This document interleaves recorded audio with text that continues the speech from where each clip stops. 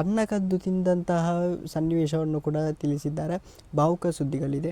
ಎಲ್ಲರಿಗೂ ಕಿರಿಮಿ Kannada TV YouTube ಚಾನಲ್ಗೆ ಸ್ವಾಗತ ಸುಸ್ವಾಗತ ಅಂತ ಹೇಳ್ತಾ ಬಿಟ್ಟು ಶುರು ಆಗಿದ್ದ ಮೊದಲು ಯಾರೆಲ್ಲ ನಮ್ಮ ಯೂಟ್ಯೂಬ್ ಚಾನಲ್ ಮೊದಲು ನೋಡ್ತಿದ್ರಿ ಅವರೆಲ್ಲ ಸಬ್ಸ್ಕ್ರೈಬ್ ಮಾಡ್ಕೊಳ್ಳಿ.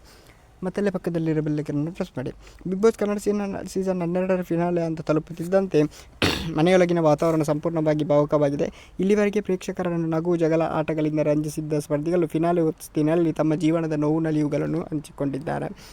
ಫಿನಾಲೆ ರೇಸ್ನಲ್ಲಿ ಗಿಲ್ಲಿ, ರಕ್ಷಿತಾ ಶೆಟ್ಟಿ, ಕಾವ್ಯ, ಶೈವ, ರಘು, ಅಶ್ವಿನಿ ಗೌಡ ಹಾಗೂ ಧನುಷ್ ಗೌಡ ತಮ್ಮ ಬದುಕಿನ ಕಷ್ಟಕರ ಅಧ್ಯಾಯವನ್ನು ಪ್ರೇಕ್ಷಕರ ಮುಂದೆ ತೆರೆದಿಟ್ಟಿದ್ದಾರೆ. ಪ್ರತಿಯೊಬ್ಬರ ಕಥೆಯು ನೋವಿನಿಂದ ತುಂಬಿದೆ. ಸೆಲೆಬ್ರಿಟಿ ಎನ್ನುವ ಮುಖವಾಡದ ಹಿಂದೆ ಮರೆತಿರುವ ಸಂಕಷ್ಟಗಳು ಕೂಡ ಇದೆ. ಅತ್ಯಂತ ಭಾವುಕವಾದ ಮಾತನಾಡಿದ ಗಿಲ್ಲಿ, ನನ್ನ ಜೀವನದಲ್ಲಿಯೂ ನಾನು ಒದ್ದಾಡಿದ್ದು ಮಲಗೋಕೆ ಜಾಗಕ್ಕಾಗಿ ಎಂದಿದ್ದಾರೆ. ಜನರು ದುಡ್ಡು ಚಿನ್ನ ಕದ್ದ ಕತೆ ಕೇಳಿದ್ದೀರಿ, ಆದರೆ ನಾನು ಅನ್ನ ಕದ್ದು ತಿಂದ ದಿನಗಳಿವೆ ಎಂದು ಹೇಳಿದ್ದಾರೆ. ಮನೆಯೊಳಗೆ ಸಂಪೂರ್ಣ ಮೌನ ಆವರಿಸಿತ್ತು. ಅವರ ಈ ಮಾತು ಕೇಳಿದ್ದಂತೆ ರಕ್ಷಿತಾ ಹಾಗೂ ಉಳಿದವರು ಕಣ್ಣು ತುಂಬಿ ಬಂತು. ಕಷ್ಟ ದಿನಗಳನ್ನು ಹಸಿವನ್ನು ತಣಿಸಲು ಮಾಡಿದ ಹೋರಾಟ ಇಂದು ಫಿನಾಲೆ ಹಂತಕ್ಕೆ ತಲುಪಿರುವ ಅವರ ಪಯಣವನ್ನು ಇನ್ನಷ್ಟು ದೊಡ್ಡದಾಗಿದೆ. ಓಕೆ ಗೈಸ್, ಮುಂದೆ ಸಿಗೋಣ. Love you so much.